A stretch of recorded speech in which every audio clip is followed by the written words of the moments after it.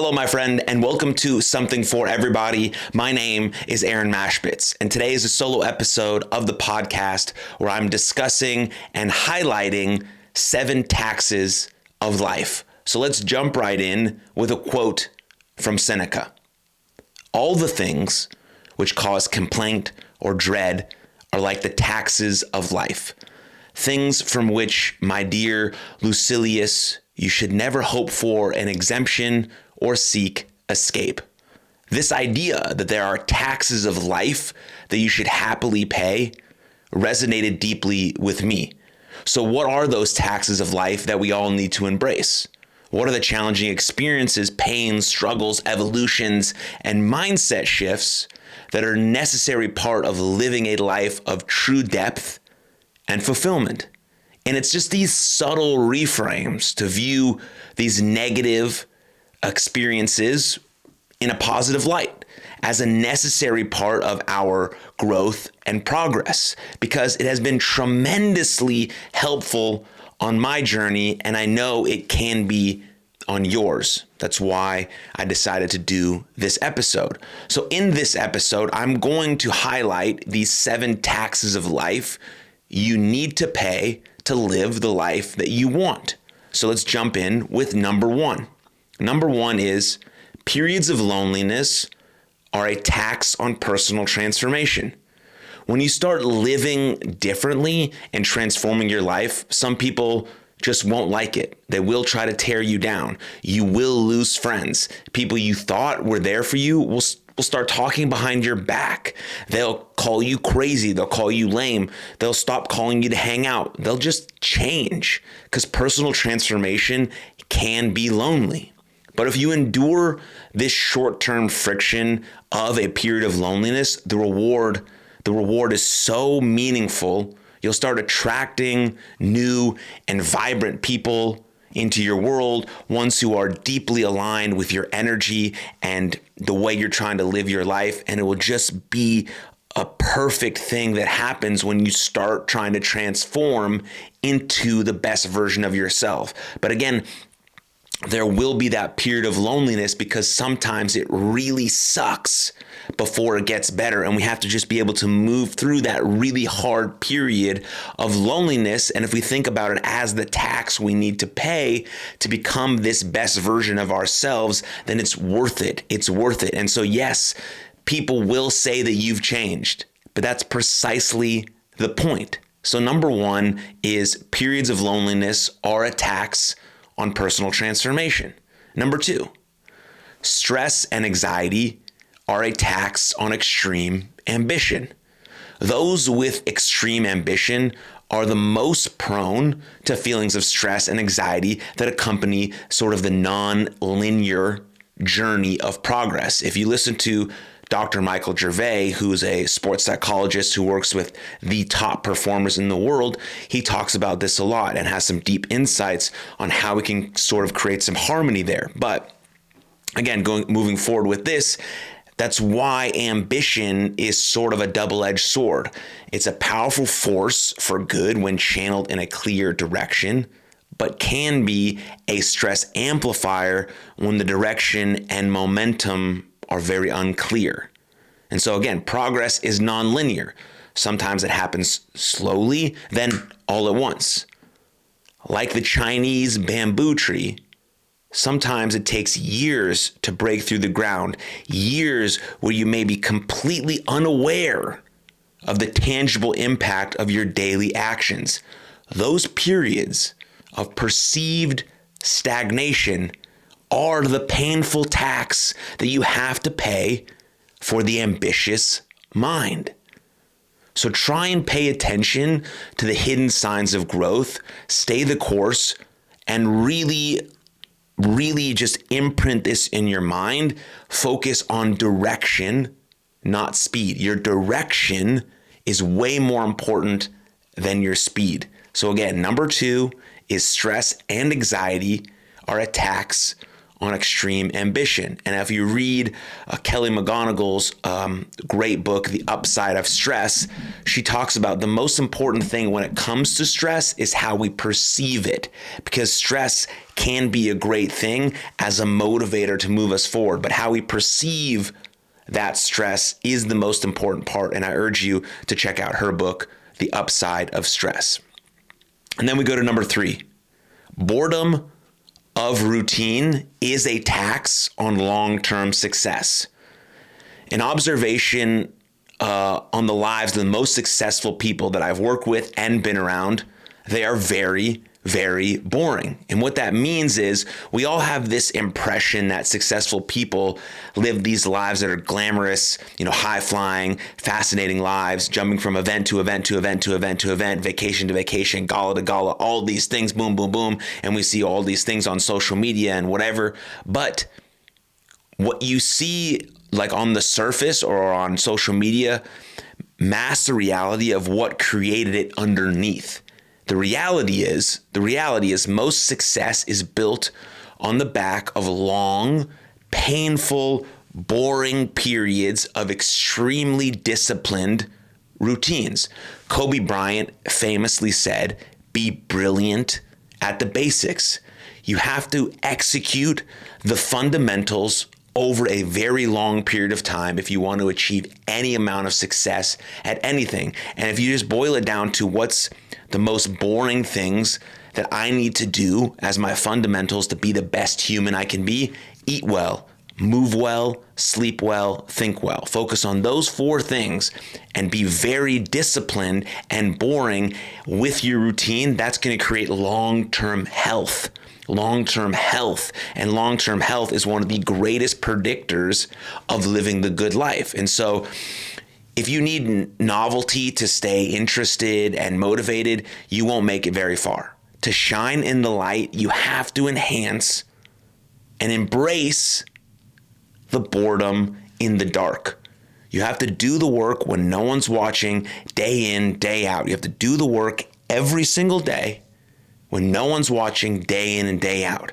That's being brilliant at the basics. That's executing the ordinary, mundane tasks on a consistent basis to the highest possible level that you can, of eating well, moving well, sleeping well, and thinking well. Focusing on those fundamentals, creating that routine so that you can have the greatest amount of health in your life. Again, a great predictor of long-term happiness and living the good life. And so again, number 3 is boredom of routine is a tax on long-term success.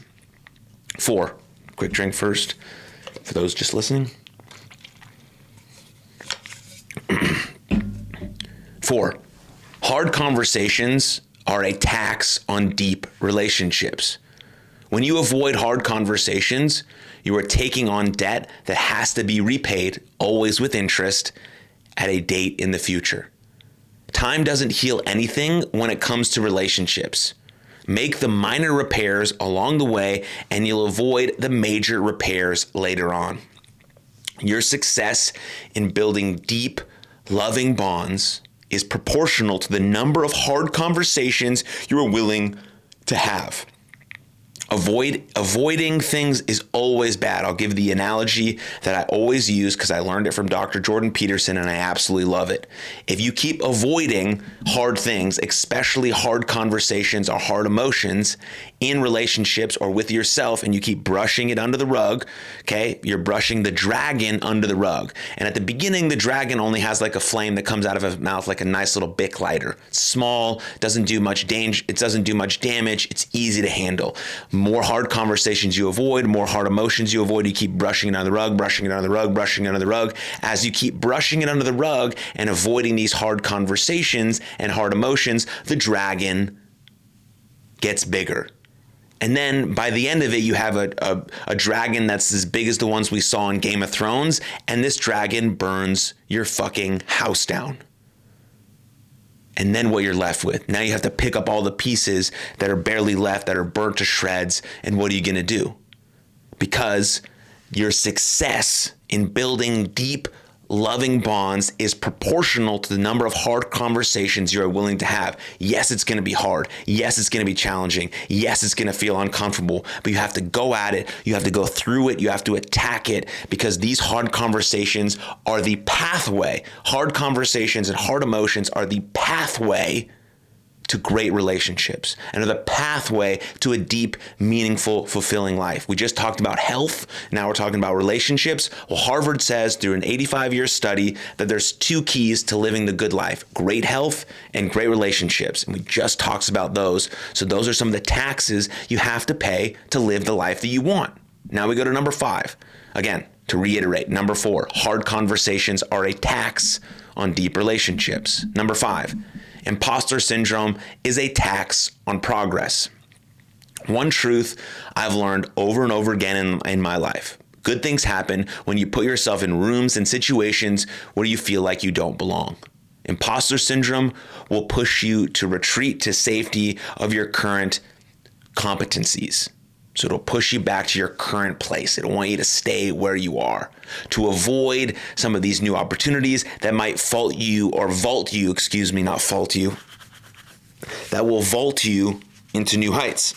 But the feeling of discomfort when you start pushing past your perceived limits, or where your imposter syndrome is telling you that you are, is very natural. It's a positive. It's a sign you are taking on things that scare you. Again, how do you perceive this stress? How do you perceive these nerves? When these nerves come up, do you say, I'm excited, I'm excited, I'm excited? Because boom, we're moving past our comfort zone. So with that, it's going to feel uncomfortable. And so you have to embrace the yet mindset when trying to move past some of these perceived limits that you put on yourself. I'm not good enough becomes I'm not good enough yet. I don't know how to do it becomes I don't know how to do it yet. I'm not capable of that becomes I'm not capable of that yet. Yet becomes your one-word reminder that you can achieve anything that you set your mind to. It is a reminder that you are dynamic and capable of so much more than you realize. So we have to embrace this yet mindset when we're thinking about imposter syndrome.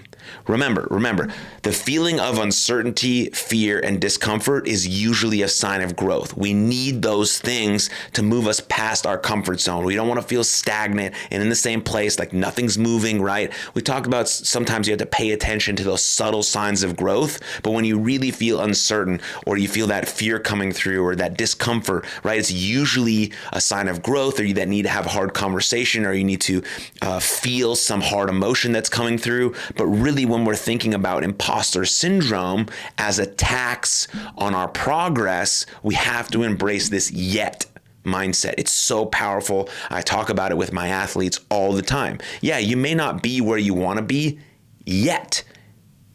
Man, I'm not very good at hitting the ball with 2 strikes. I'm not a good 2-strike hitter yet. Yet becomes this one-word reminder that if the more we work, we can get better and better and better and better and make those little tiny 1% improvements each day. So I think just embracing the yet mindset is such a powerful mindset that it really could alter the whole fabric of how you view life. And so, again, imposter syndrome is a tax on progress. Number 6, misunderstanding is a tax on innovation.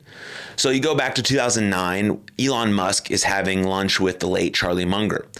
Munger, who was one of the smartest investors in history, delivered sort of a monologue telling the entire table of all the reasons that Tesla would fail. Musk, of course, listened, accepted the reasons as probably correct, but said that it was still worth trying given the impact if Tesla actually worked. And so the story really is, like, obviously now we're in 2024, Tesla's a very successful company, but he heard this back in 2009 from one of the smartest investors in history. So the story is a reminder that doing things differently will always be met with some sort of misunderstanding. It's like the first one, right? Like, you're trying to transform yourself into something that's great, into the best version of you, that's going to be met with some pushback from people who aren't trying to do that. So that's why there's those periods of loneliness where like you're in this weird limbo where you just sort of left your tribe and you haven't found your new tribe. That's why you're in this period of loneliness, but then the personal transformation comes. You attract the right people who are aligned with you and all of this stuff. Same can be said about sort of innovation and being met with some misunderstanding, right? Because if everyone agrees with you, you're not truly innovating, right? You're just doing the same thing that everyone else is doing because you get all this agreement all around you. And so true innovation is generally met with misunderstanding, sometimes ridicule, right? And during that non-belief is the price of admission for anyone who wants to sort of alter the status quo. Sometimes those people are right, sometimes they're wrong, but they're willing to jump into the deep end to at least try, because regret is always going to feel worse than quote unquote failure. But I think it can't be a failure if you actually went out and tried, you gave full force, you learned from it, then you started another business down the line. It's not failure in my eyes. But if you just look at those two words like sort of blanketly, regret always is going to feel worse than failure. So might as well, if you feel like you believe in it and this is something that you innovate and you want to try, let's go all in. Because innovation is about everyone agreeing with you later when it quote unquote worked, right? But you're going to have those people at the very beginning who say, this is dumb, this is stupid, why would you do this? And in your heart of hearts, your gut, your body, your whole being, you're like, this is what I got to do. And you go all in and you give it a try. And that's just worth celebrating no matter what the quote unquote outcome is. And so number 6, to reiterate, misunderstanding is a tax on innovation. Very similar to the periods of loneliness, right? You're just going to be met with some pushback, but it's part of the journey. It's part of becoming the best version of you or creating something that absolutely changes the fabric of the world, like Elon Musk has done. And number 7, last one, pain of loss is a tax on the joy of love. A lesson, a lesson I learned from my sister. The pain of loss is a tax on the joy of love. Don't fear sadness as it tends to sit right next to love. Don't fear sadness as it tends to sit right next to love. This is the foundational tension of life.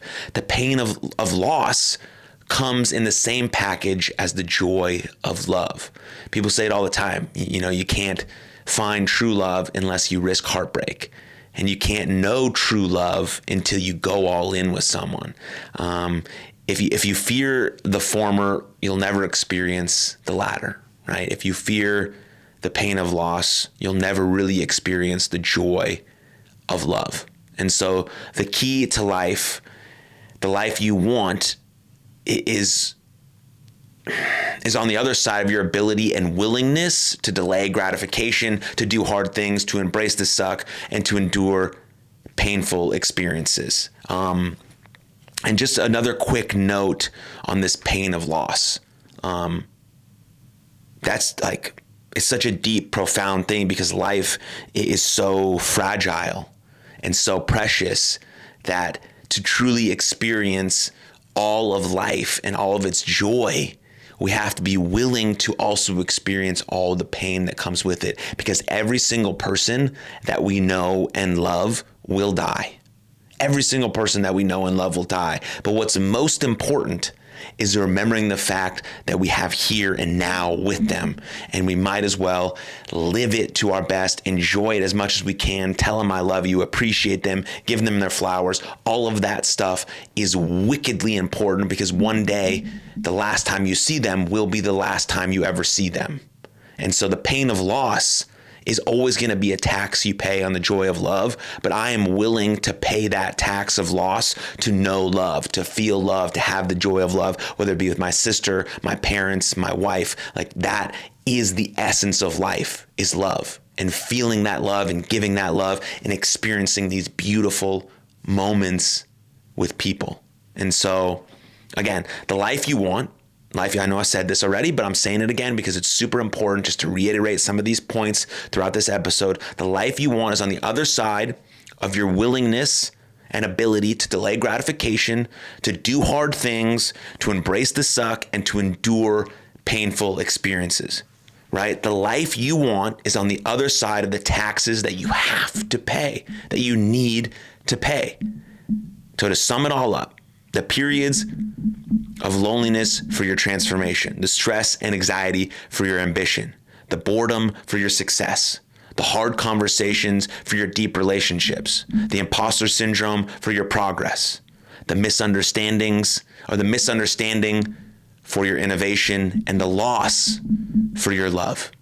When you embrace delayed gratification, when you embrace hard things, when you embrace these taxes of life, you'll find your depth and fulfillment in the journey, and you will absolutely be able to live the life you want, and ultimately you will become the best version of yourself in greatest service to the world, and that's a beautiful thing. So, thank you for listening. If you enjoyed this episode or found it valuable at all, the best marketing tool that we have for this podcast is you just sharing this link with everyone that you know. That absolutely helps us out. But other than that, thank you for tuning in. I love you. Cheers. See you next time. Lots of love. Thank you very much for tuning into that episode. And if you enjoyed it, click right here for another full-length episode of the podcast. And please don't forget to subscribe. But most importantly, above all else, please take good care of yourselves and others. And I'll see you next time. Lots of love. Cheers.